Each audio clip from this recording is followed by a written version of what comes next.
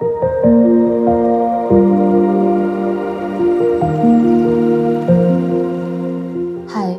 and welcome to The Third Spring, a podcast where we talk about women's health, aging with strength, and navigating the seasons of womanhood through the lens of being an Asian woman. I'm Evie, your host for today's episode, which is part 2 of a 2-part series on menopause. In part 1, we explore the biological changes to women's body in our 40s and 50s. We go deep into how different hormones like estrogen and progesterone not only help regulate our menstrual cycles, but also play protective roles in our brain, heart, bone, and muscle system. We learned how at menopause, women lose almost all of estrogen hormone production, leading to a significant loss of muscle mass and bone density. This in turn seriously compromises women's longevity and quality of life in our golden years. In today's episode, let's have a conversation on how women at different stages of life can prepare for this inevitable biological transformation. Up until not long ago, I thought of bones as something hard, fixed, inflexible. Growing up, I had many insecurities around having a big frame and big feet. I wish I could be petite and have small feet like my classmates. My shoe search each year was challenging, as women's shoe stores where I come from don't usually stock up my size. As a kid, when I read the Grimm brothers' version of Cinderella, where her stepsisters cut off part of their feet to fit in her tiny shoes, I related to the stepsisters' struggle in a particular way. In the story, any girl with feet small enough can pretty much marry the prince. That one specific shoe size is the definition of being desirable. And the stepsisters want to conform to that beauty standard badly enough that they cut their own foot to fit in the shoes. Talking about unhealthy obsession. Deep inside, I think I could understand their insecurities. I wish I had known earlier that our bones are more than just a hard fixed frame that stops growing once we are done with puberty. Do you know that our bones can grow all the way into our late 20s and early 30s? Did I surprise you? I'm pretty sure as children, we were at least once nagged by our moms to drink more milk so that we could grow taller. And they were quite right. Bones grow in length until we are 18 to 20 years old. Beyond that age, our height is more or less fixed. But bone mass density is a different story. It continues growing until we are in our late 20s and early 30s. In other words, throughout our 20s, our bones can become denser.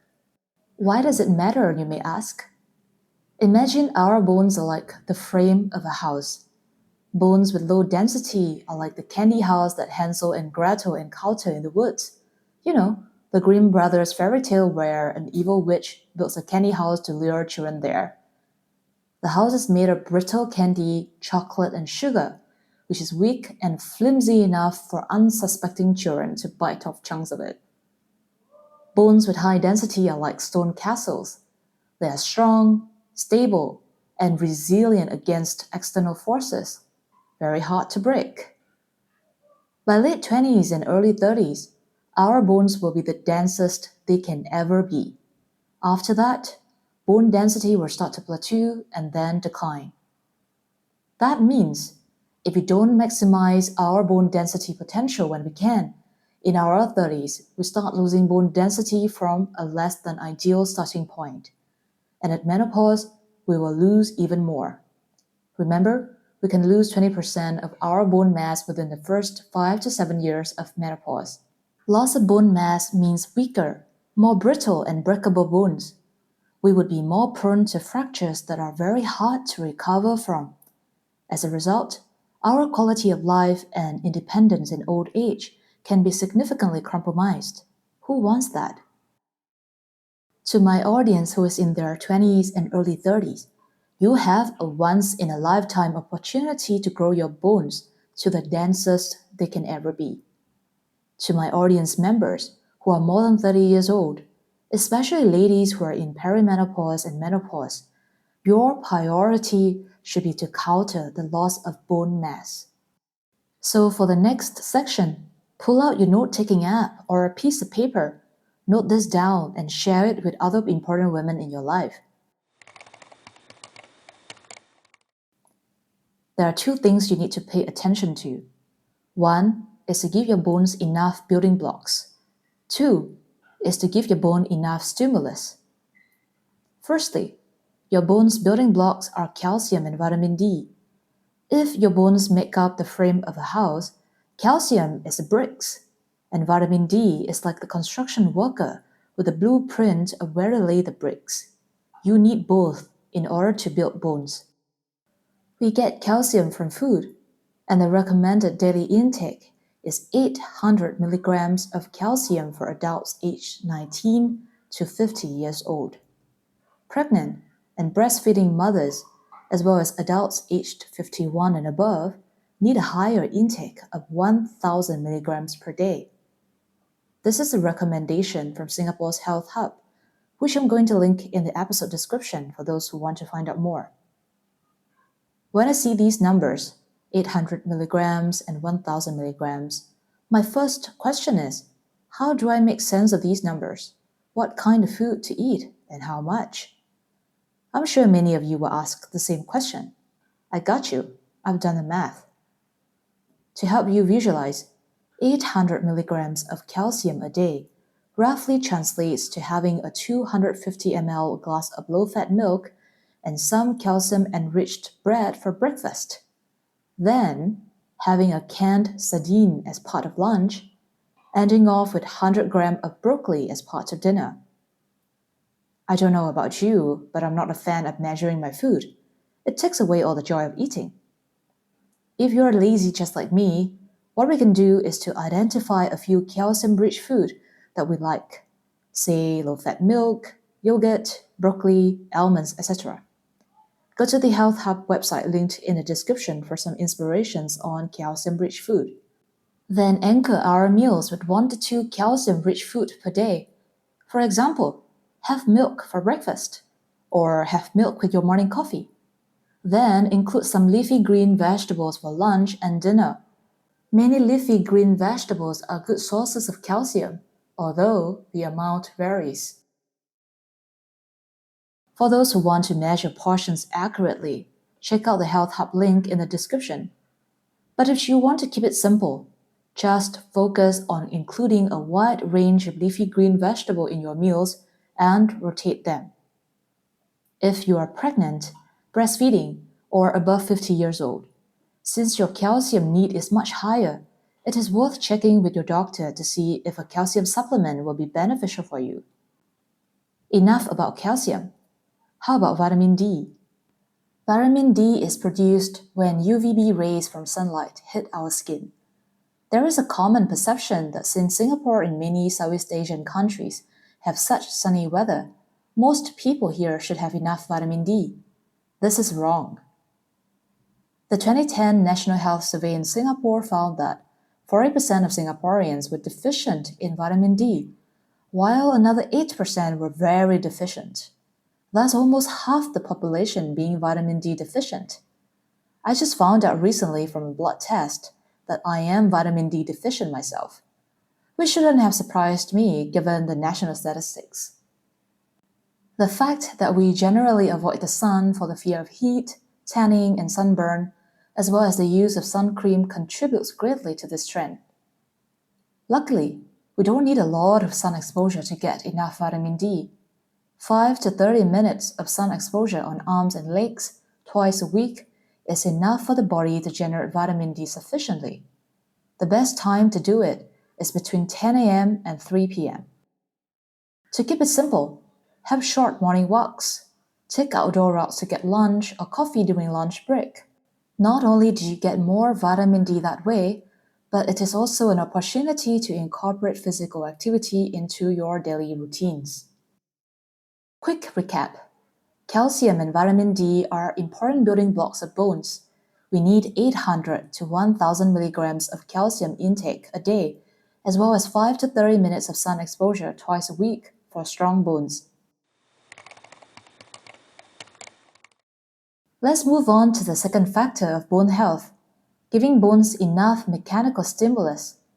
The principle is use it or lose it.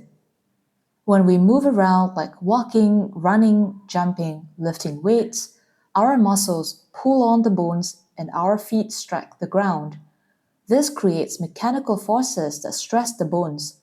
Over time, our bones will respond to the stress by laying down new bone tissues, and as a result, growing denser and stronger in the area where the stress is applied. Bones are capable of this even in old age, especially in our 40s, 50s, and beyond, when many women experience perimenopause and menopause. The estrogen hormone declines and eventually ceases production. With that, we lose the natural protective benefits on bones that estrogen brings.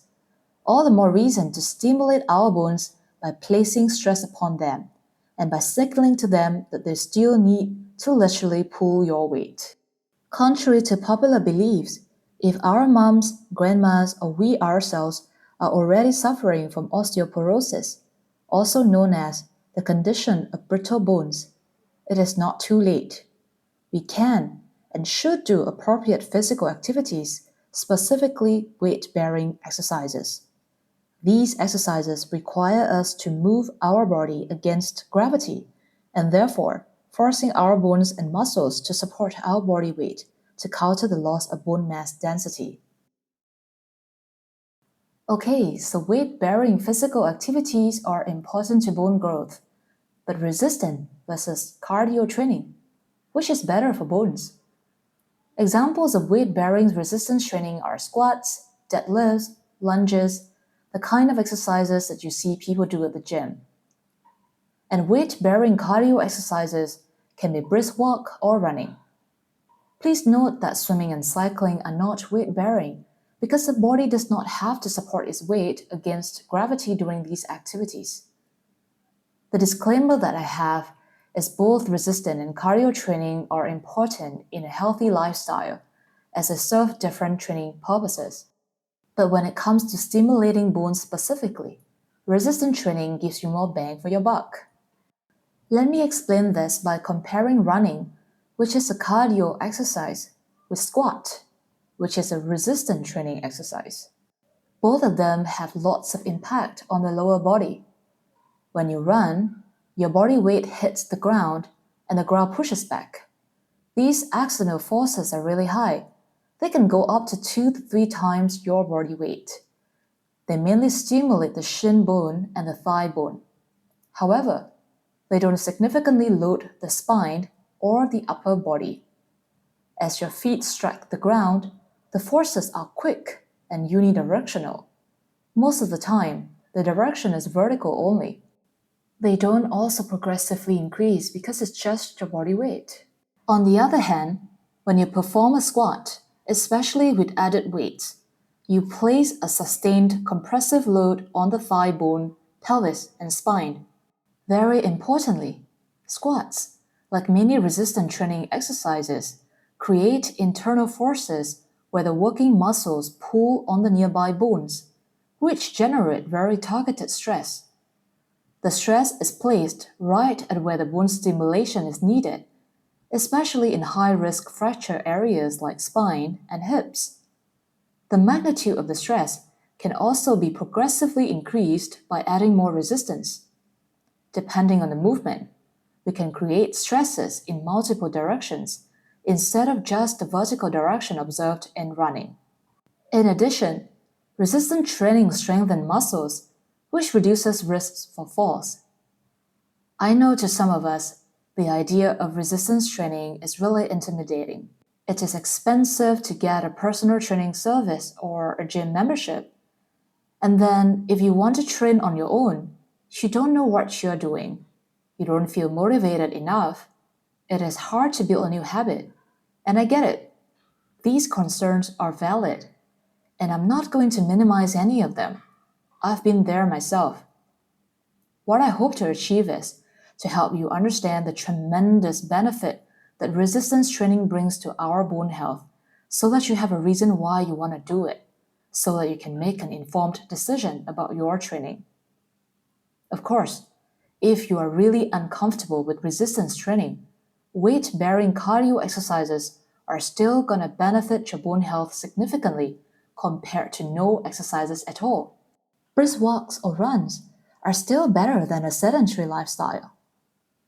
To sum it up, it is important that we pay attention to both factors, intake of calcium and vitamin D, as well as weight-bearing physical activities when we are in our 20s, trying to mix out our bone mass density, and especially so when we are past 30s and start to lose bone mass. Weight-bearing exercises give the bones the signal to grow denser, while calcium and vitamin D are the building blocks for the bones to actually become denser. If this episode helped you understand your bones a little better, I'd love for you to share it with the women in your life, your mom, your sister, your friends, so they too can make informed choices for their health no matter what season of life they are in. And if you found this conversation helpful, make sure to follow or subscribe so you won't miss future episodes on women's health, strength, and longevity. Thanks for listening, and remember to show your body some love. It's the only one you've got.